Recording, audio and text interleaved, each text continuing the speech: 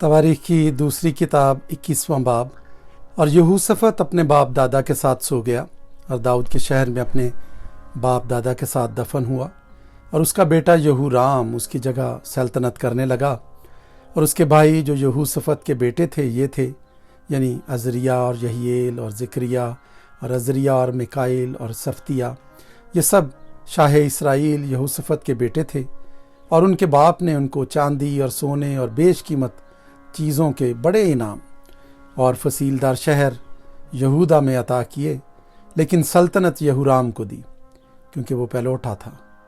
जब यहूराम अपने बाप की सल्तनत पर कायम हो गया और अपने को कवि कर लिया, तो उसने अपने सब भाइयों को और इसराइल के बाद सरदारों को भी तलवार से कत्ल किया। यहूराम जब सल्तनत करने लगा तो 32 बरस का था और उसने 8 बरस यरूशलेम में सल्तनत की। और वो अखियाब के घराने की मानिंद इसराइल के बादशाहों की राह पर चला, क्योंकि अखियाब की बेटी उसकी बीवी थी। और उसने वही किया जो खुदावंद की नज़र में बुरा है। तो भी खुदावंद ने दाऊद के ख़ानदान को हलाक करना न चाहा, उस अहद के सबब से जो उसने दाऊद से बांधा था, और जैसा उसने उसे और उसकी नस्ल को हमेशा के लिए एक चराग देने का वादा किया था। उसी के दिनों में अदूम यहूदा की हुकूमत से मुनहरिफ हो गया और अपने ऊपर एक बादशाह बना लिया। तब यहूराम अपने अमीरों और अपने सब रथों को साथ लेकर अबूर कर गया और रात को उठकर अदूमियों को जो उसे और रथों के सरदारों को घेरे हुए थे मारा। सो अदूमी यहूदा से आज तक मुनहरिफ हैं। और उसी वक्त लबना भी उसके हाथ से निकल गया, क्योंकि उसने खुदावंद अपने बाप दादा के खुदा को तर्क किया था। और इसके अलावा उसने यहूदा के पहाड़ों पर ऊंचे मकाम बनाए और यरूशलेम के बाशिंदों को ज़िनाकार बनाया और यहूदा को गुमराह किया। और एलिया नबी से उसे इस मजमून का ख़त मिला कि खुदावंद तेरे बाप दाऊद का खुदा यूं फरमाता है, इसलिए कि तू ना अपने बाप यहूसफत की राहों पर और ना यहूदा के बादशाह आसा की राहों पर चला, बल्कि इसराइल के बादशाहों की राह पर चला है और यहूदा और यरूशलेम के बाशिंदों को ज़िनाकार बनाया, जैसा अखियाब के ख़ानदान ने किया था। और अपने बाप के घराने में से अपने भाइयों को जो तुझसे अच्छे थे कत्ल भी किया। सो देख, खुदावंद तेरे लोगों को और तेरे बेटों और तेरी बीवियों को और तेरे सारे माल को बड़ी आफतों से मारेगा, और तू अंतड़ियों के मर्ज के सबब से सख्त बीमार हो जाएगा, यहाँ तक कि तेरी अंतड़ियाँ उस मर्ज के सबब से रोज़ बरोज़ निकलती जाएंगी। और खुदावंद ने यहूराम के खिलाफ फिलिस्तियों और उन अरबों का जो कूशियों की समत में रहते हैं दिल उभारा। सो वो यहूदा पर चढ़ाई करके उसमें घुस आए और सारे माल को जो बादशाह के घर में मिला और उसके बेटों और उसकी बीवियों को भी ले गए, ऐसा कि यहूआखिज के सिवा जो उसके बेटों में सबसे छोटा था उसका कोई बेटा बाकी न रहा। और इस सब के बाद खुदावंद ने एक लाइलाज मर्ज उसकी अंतड़ियों में लगा दिया। और कुछ मुद्दत के बाद 2 बरस के आखिर में ऐसा हुआ कि उस रोग के मारे उसकी अंतड़ियां निकल पड़ी और वो बुरी बीमारियों से मर गया। और उसके लोगों ने उसके लिए आग ना जलाई जैसा उसके बाप दादा के लिए जलाते थे। वो 32 बरस का था जब सल्तनत करने लगा, और उसने 8 बरस यरूशलेम में सल्तनत की। और वो बग़ैर मातम के रुखसत हुआ और उन्होंने उसे दाऊद के शहर में दफन किया, पर शाही कब्रों में नहीं।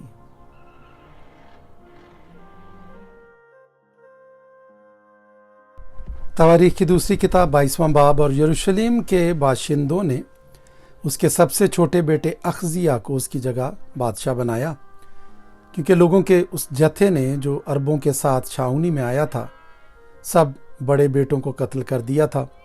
सो शाह यहूदा यहूराम का बेटा अखजिया बादशाह हुआ। अखजिया 42 बरस का था जब वो सल्तनत करने लगा, और उसने यरूशलेम में 1 बरस सल्तनत की। उसकी माँ का नाम अतलिया था जो उमरी की बेटी थी। वो भी अखियाब के ख़ानदान की राह पर चला, क्योंकि उसकी माँ उसको बदी की मशवरत देती थी। और उसने खुदावंद की नज़र में बदी की, जैसा अखियाब के ख़ानदान ने किया था, क्योंकि उसके बाप के मरने के बाद वही اس کے مشیر تھے جس سے اس کی بربادی ہوئی، اور اس نے ان کے مشورے پر عمل بھی کیا، اور شاہ اسرائیل اخیاب کے بیٹے یہورام کے ساتھ شاہ ارام حزائیل سے رامات جلاد میں لڑنے کو گیا، اور ارامیوں نے یہورام کو زخمی کیا، اور وہ یزرییل کو ان زخموں کے علاج کے لیے لوٹا جو اسے راما میں شاہ ارام حزائیل کے ساتھ لڑتے وقت ان لوگوں کے ہاتھ سے لگے تھے۔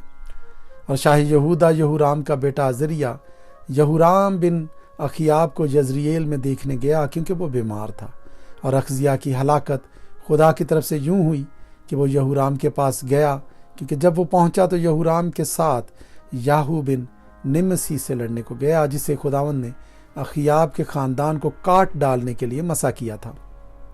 اور جب یاہو اخیاب کے خاندان کو سزا دے رہا تھا تو اس نے یہودا کے سرداروں اور اخزیہ کے بھائیوں کے بیٹوں کو اخزیہ کی خدمت کرتے پایا اور ان کو قتل کیا، اور اس نے اخزیہ کو ڈھونڈا، وہ سامریا میں چھپا تھا، سو وہ اسے پکڑ کر یاہو کے پاس لائے اور اسے قتل کیا، اور انہوں نے اسے دفن کیا، کیونکہ وہ کہنے لگے کہ وہ یہوشافت کا بیٹا ہے جو اپنے سارے دل سے خداوند کا طالب رہا، اور اخزیہ کے گھرانے میں سلطنت سنبھالنے کی طاقت کسی میں نہ رہی۔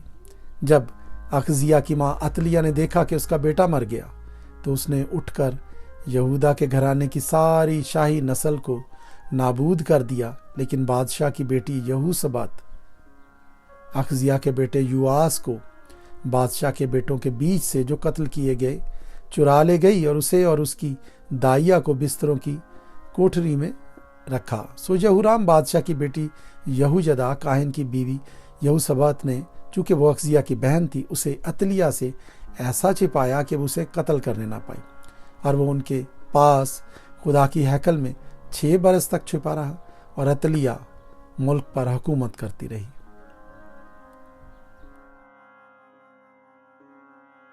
تواریخ کی دوسری کتاب 23واں باب۔ اور 7ویں برس یہویدا نے زور پکڑا اور سینکڑوں کے سرداروں یعنی عزریہ بن یہورام اور اسماعیل بن یہوحنان اور عزریہ بن عبید اور ماسیہ بن عدایا اور الیصافت بن ذکری سے عہد باندھا۔ وہ یہودا میں پھرے اور یہودا کے سب شہروں میں سے لاویوں کو اور اسرائیل کے آبائی خاندانوں کے سرداروں کو اکٹھا کیا، اور وہ یروشلم میں آئے، اور ساری جماعت نے خدا کے گھر میں بادشاہ کے ساتھ عہد باندھا۔ اور یہویدا نے ان سے کہا، دیکھو یہ شہزادہ جیسا خداوند نے بنی داؤد کے حق میں فرمایا ہے سلطنت کرے گا۔ جو کام تم کو کرنا ہے وہ یہ ہے کہ تم کاہنوں اور لاویوں میں سے جو سبت کو آتے ہو 1/3 دربان ہو، اور 1/3 شاہی محل پر، اور 1/3 بنیاد کے پھاٹک پر، اور سب لوگ خداوند کے گھر کے صحنوں میں ہوں۔ پر خداوند کے گھر میں سوا کاہنوں کے اور ان کے جو لاویوں میں سے خدمت کرتے ہیں اور کوئی نہ آنے پائے، وہی اندر آئیں، کیونکہ وہ مقدس ہیں۔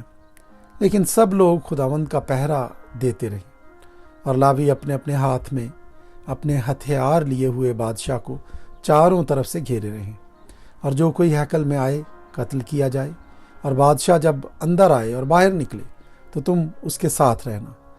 سو لاویوں اور سارے یہودا نے یہویدا کاہن کے حکم کے مطابق سب کچھ کیا، اور ان میں سے ہر شخص نے اپنے لوگوں کو لیا، یعنی ان کو جو سبت کو اندر آتے تھے اور ان کو جو سبت کو باہر چلے جاتے تھے، کیونکہ یہویدا کاہن نے باری والوں کو رخصت نہیں کیا تھا۔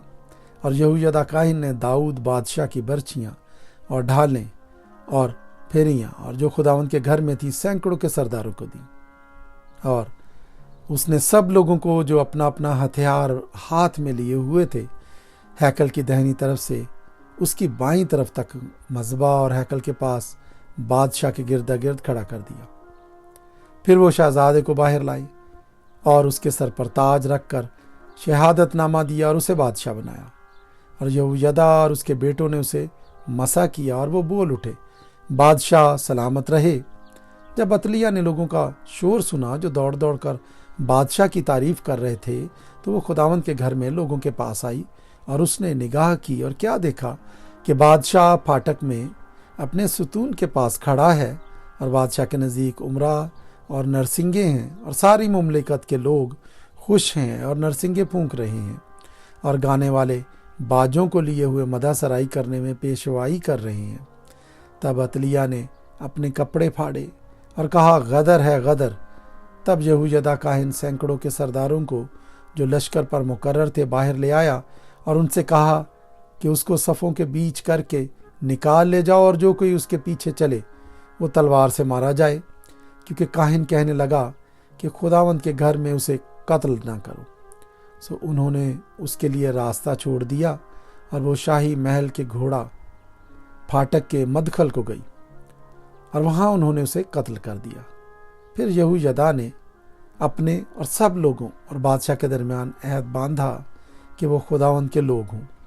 تب سب لوگ بال کے مندر کو گئے اور اسے ڈھایا، اور انہوں نے اس کے مذہبوں اور اس کی مورتوں کو چکنا چور کیا، اور بال کے پجاری متان کو مذہبوں کے سامنے قتل کیا۔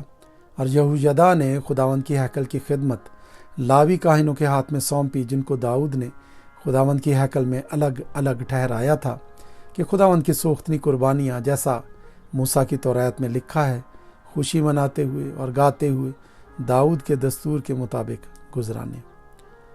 اور اس نے خداوند کی ہیکل کے پھاٹکوں پر دربانوں کو بٹھایا تاکہ جو کوئی کسی طرح سے ناپاک ہو اندر آنے نہ پائے۔ اور اس نے سینکڑوں کے سرداروں اور عمراء اور قوم کے حاکموں اور ملک کے سب لوگوں کو ساتھ لیا اور بادشاہ کو خداوند کی ہیکل سے لے آیا، اور وہ اوپر کے پھاٹک سے شاہی محل میں آئے اور بادشاہ کو تخت سلطنت پر بٹھایا۔ سو ملک کے سب لوگوں نے خوشی منائی اور شہر میں امن ہوا، اور انہوں نے عطلیہ کو تلوار سے قتل کر دیا۔ تواریخ کی دوسری کتاب 24واں باب۔ یواس 7 برس کا تھا جب وہ سلطنت کرنے لگا، اور اس نے 40 برس یروشلم میں سلطنت کی۔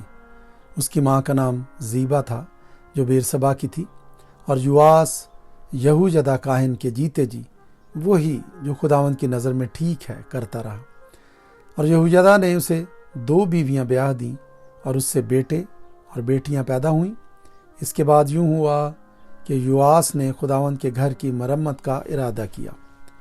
سو اس نے کاہنوں اور لاویوں کو اکٹھا کیا اور ان سے کہا کہ یہودا کے شہروں میں جا جا کر سارے اسرائیل سے سال بسال اپنے خدا کے گھر کی مرمت کے لیے روپیہ جمع کیا کرو، اور اس کام میں تم جلدی کرنا۔ تو بھی لاویوں نے کچھ جلدی نہ کی۔ تب بادشاہ نے یہویدا سردار کو بلا کر اس سے کہا کہ تو نے لاویوں سے کیوں تقاضا نہیں کیا کہ وہ شہادت کے خیمے کے لیے یہودا اور یروشلم سے خداوند کے بندے اور اسرائیل کی جماعت کے خادم موسیٰ کا محصول لایا کریں، کیونکہ اس شریر عورت عطلیہ کے بیٹوں نے خدا کے گھر میں رکھنے کر دیے تھے، اور خداوند کے گھر کی سب مقدس کی ہوئی چیزیں بھی انہوں نے بالیم کو دے دی تھی۔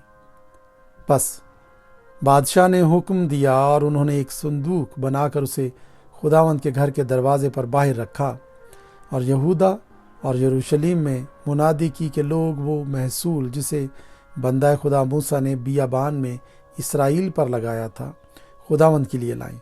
اور سب سردار اور سب لوگ خوش ہوئے اور لا کر اس صندوق میں ڈالتے رہے جب تک پورا نہ کر دیا۔